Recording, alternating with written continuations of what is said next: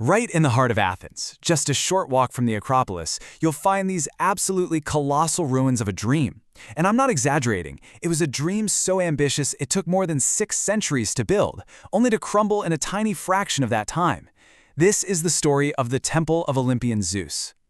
So what you're looking at right here are the survivors. There are just 16 of these massive columns left, reaching for the sky. The detail on them is just wow. If you look up at the top, you can see these incredible Corinthian capitals, carved with all these intricate acanthus leaves.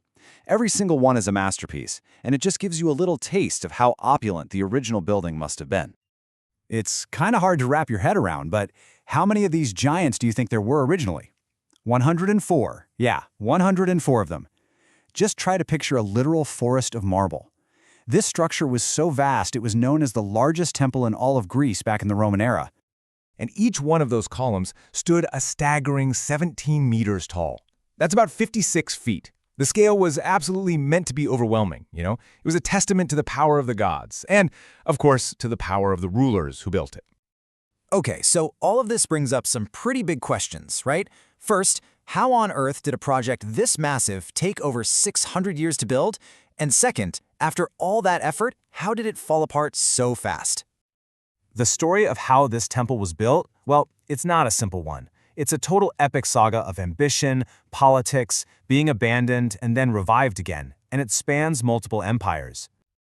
This timeline is just wild. So the project kicks off around 520 BC with the Athenian tyrants. But then, when democracy comes along, the work just stops. For 336 years, it just sits there, unfinished. Then, get this, in 174 BC, a Hellenistic king named Antiochus revives the whole thing, but he changes the design to the fancy Corinthian style we see today. But even that doesn't last. Finally, the Romans show up, and in a really bold move, a general named Sulla actually steals some of the finished columns to use in a temple back in Rome. I mean, what a chaotic history.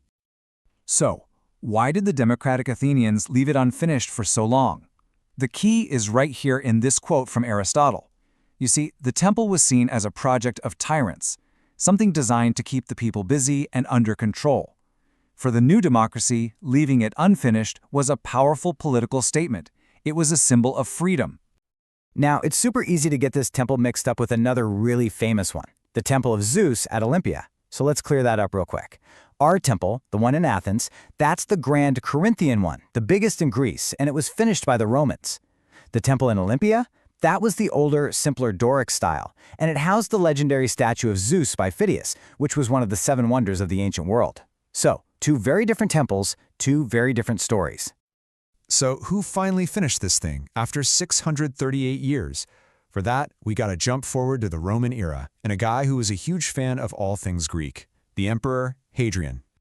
When Hadrian finally dedicated the temple in 131 AD, he went all out. Inside that massive hall, there wasn't just one colossal statue, there were 2. One was of Zeus, made from a core of wood covered in gold and ivory. It's called Chrysophanton. And the other one? It was a statue of Hadrian himself. Talk about a statement, right? Putting the emperor right up there on the same level as the king of the gods. And Hadrian's vision wasn't just about the temple. Oh no, it wasn't some standalone building. It was the crown jewel of a whole new district he built. You can see on this site plan how it's connected to the Arch of Hadrian, which is basically a huge gateway between the old, classic city and Hadrian's new, Roman Athens. This incredible inscription was actually carved on that arch. So on the side facing the old city, it said, "This is Athens, formerly the city of Theseus." But on the side facing the new temple, it declared, "This is the city of Hadrian and not of Theseus." I mean, that is a bold, bold statement, marking a whole new era for Athens under Roman rule. But pretty tragically, the temple's glory was incredibly short-lived. After more than 600 years in the making, its golden age lasted for just over a century, before the long, slow decline into rubble began.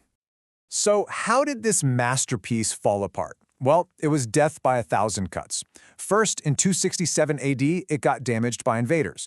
Then, as Christianity took over, the pagan temple was abandoned, and its beautiful marble was just carted off to build new churches. The destruction went on for centuries. And get this, in 1759, an Ottoman governor literally blew up a column with gunpowder just to get plaster for a mosque. Unbelievable. And as recently as 1852, a huge storm knocked over another column, the exact one you can still see lying there in pieces on the ground today. So what's it actually like to stand among these giants today? If you're planning a visit, here are a few things you should definitely know. All right, if you're feeling inspired to go, here are a few tips. The combo ticket is a great deal, letting you see a bunch of other ancient sites too. I would absolutely recommend going early in the morning to beat the crowds and the heat. And please, wear comfy shoes. There is basically zero shade, so bring water. And make sure you go find that fallen column. Seeing its huge pieces just lying on the ground gives you this incredible up-close feeling for how these massive things were actually put together. And that brings us to the big question, doesn't it?